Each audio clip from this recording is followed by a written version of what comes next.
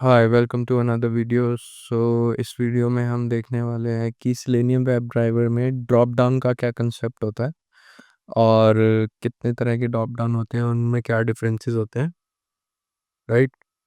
Okay, तो start करते हैं।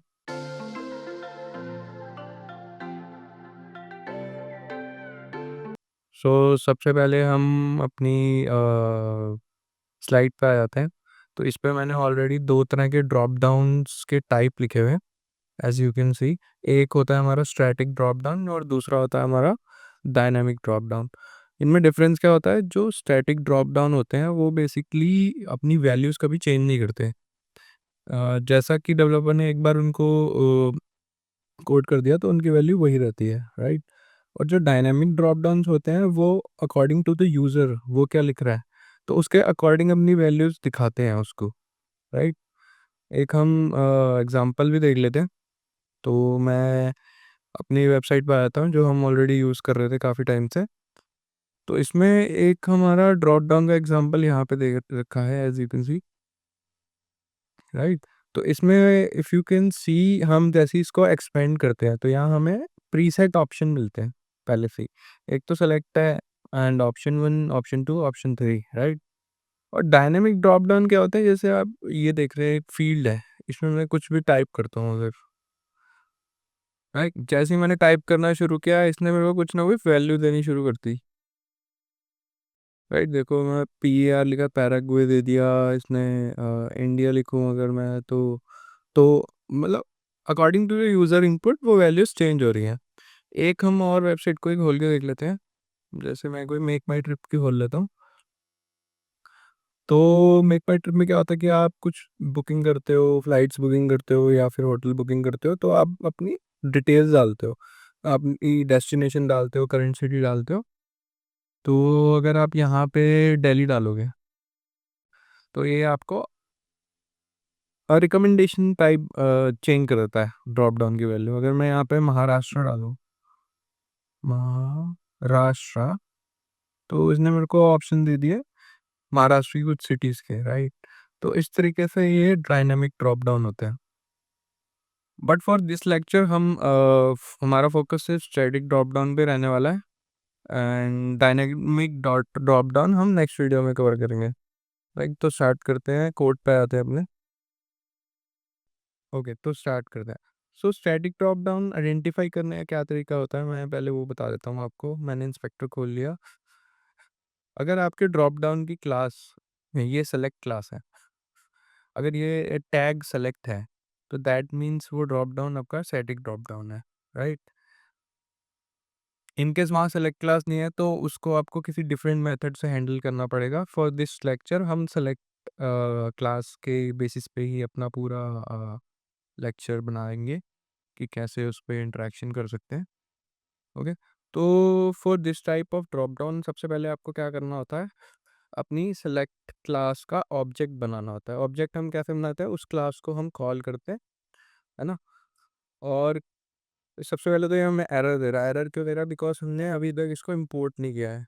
अगर आप इस पे आते हो होवर करके तो ये हमें इम्पोर्ट का ऑप्शन देता है यहाँ बाई चांस। तो मैं इस पर कर दूंगा। तो हमें सिलेनियम से चाहिए तो सिलेनियम का मैंने पैकेज इंपोर्ट कर लिया। यहाँ पे वो ऊपर देख सकते हो, इसने एक सेलेक्ट क्लास को इंपोर्ट कर लिया सिलेनियम से। ओके। अब हमारा रेड वाला एरर गायब हो गया। अब हमें एक वार्निंग आ रही है। वार्निंग क्यों आ रही है? बिकॉज ये एक पैरामीटर एक्सपेक्ट कर रहा है। अगर मैं इस पर दोबारा होल्ड करूँ तो आप देख सकते हो इसने हमें पूरी उसकी डॉक्यूमेंटेशन दे दी सेलेक्ट क्लास की। ये एक बेनिफिट है एक पाईचार्म यूज़ करने का या कोई भी आईडी यूज़ करने का ओवर नॉर्मल टेक्स्ट एडिटर्स। वो आपको काफ़ी कुछ इंफॉर्मेशन वहीं लाके दे देते हैं, राइट। तो इसने हमें बोला है कि इस सेलेक्ट क्लास के पैरामीटर में क्या जाएगा, हमारा वेब एलिमेंट जाएगा। जैसे हम पहले लेक्चर्स में वेब एलिमेंट बना रहे थे वैसे ही हमें यहाँ पे वेब एलिमेंट पास करना, ड्राइवर डॉट फाइंड एलिमेंट करके जैसे हम करते थे। तो वापस आ जाते हैं।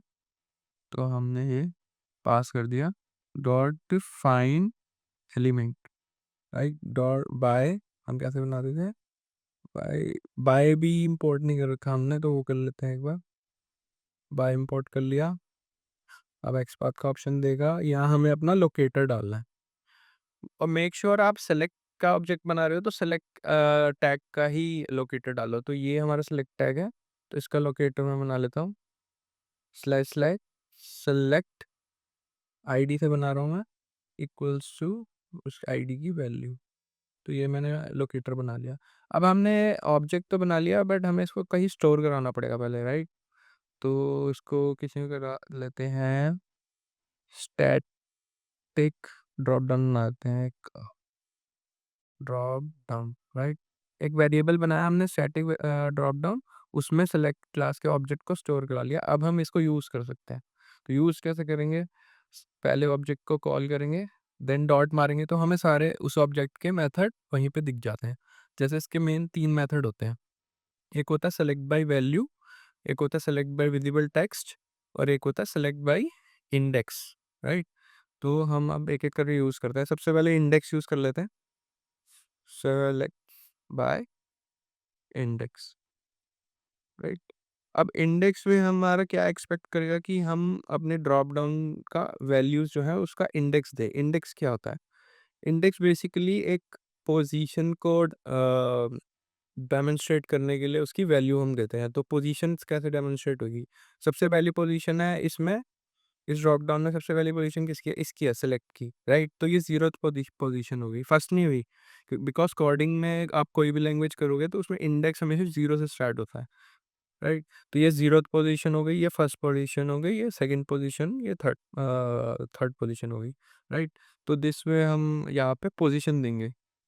तो सबसे पहले हम सेकंड वाली वैल्यू को सिलेक्ट कराते हैं, राइट? तो मैंने सेकंड डाल दी पोजीशन, राइट? अब मैं थोड़ा-सा स्लीप लगा देता हूँ यहाँ पे, ताकि हम अपना देख पाएँ कि हो क्या रहा है, वरना वो ब्राउज़र क्लोज़ कर देगा, राइट? तो मैं इसको रन करता हूँ। मैंने ब्राउज़र खोला एंड इफ यू कैन सी यहाँ ऑप्शन 2 सिलेक्ट हो गया, है ना? बाय डिफ़ॉल्ट इसका सेलेक्ट था, अब ऑप्शन 2 यहाँ पे सिलेक्ट हो गया। तो बाकी वेरिएशन भी एक बार देख लेते हैं। सेलेक्ट बाय इंडेक्स हो गया हमारा।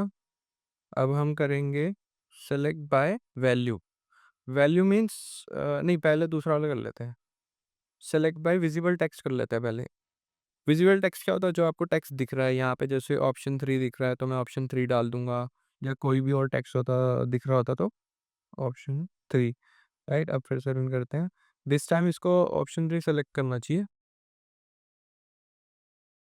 Option 3, right? सो ये हमारा ये भी कवर हो गया है। एंड अब थर्ड वेरिएशन होता है सेलेक्ट बाय वैल्यू। अब ये सेलेक्ट बाय वैल्यू के अगर आप हॉवर करेंगे तो फिर से उसकी डॉक्यूमेंटेशन दिखा देगा, है ना? अब यहाँ पे आपको हर चीज़, अगर अगर आप पढ़ोगे तो आपको हर चीज़ यहीं पे मिल जाएगी कि ये होता क्या है।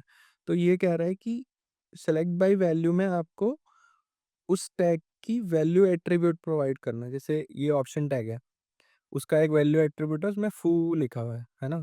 तो आपको उसकी फू फू वैल्यू देनी पड़ेगी यहाँ अंदर। सिमिलरली हम अपने यहाँ पे आ जाते हैं, यहाँ पे भी एक वैल्यू टैग है, एट्रीब्यूट है ना?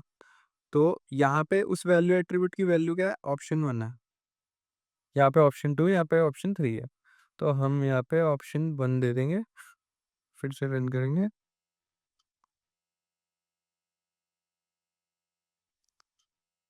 ऑप्शन 1 इसने सेलेक्ट कर दिया। ये तो सिंपल सा लॉजिक है। आपको सिलेक्ट क्लास का एक बार रिवाइज कर लेते हैं। सिलेक्ट क्लास का ऑब्जेक्ट बनाना है, जिसमें आपको अपना वेब एलिमेंट पास करना है। ये ज़रूर याद रखना, अदरवाइज़ यहाँ पे लोग डायरेक्टली लोकेटर डाल देते हैं तो वो वर्क नहीं करेगा। आपको प्रॉपर उसका वेब एलिमेंट बनाना पड़ेगा फाइंड एलिमेंट करके, है ना? तो उस ऑब्जेक्ट को यूज़ करके आपको उसके मेथड्स कॉल करने हैं। वो आप डॉट मारोगे तो आपको रिकमेंडेशन दे देगा कि आपको सेलेक्ट बाय इंडेक्स करना है, सेलेक्ट बाय वैल्यू करना है, या सेलेक्ट बाय विजिबल टेक्स्ट करना है, right? So this way you can operate a static drop down. I hope आपको लेक्चर अच्छा लगा होगा। एंड नेक्स्ट लेक्चर में हम डायनामिक ड्रॉप डाउन्स कवर करने वाले हैं, जो कि बहुत इंपॉर्टेंट है। सो तब तक के लिए बाय बाय।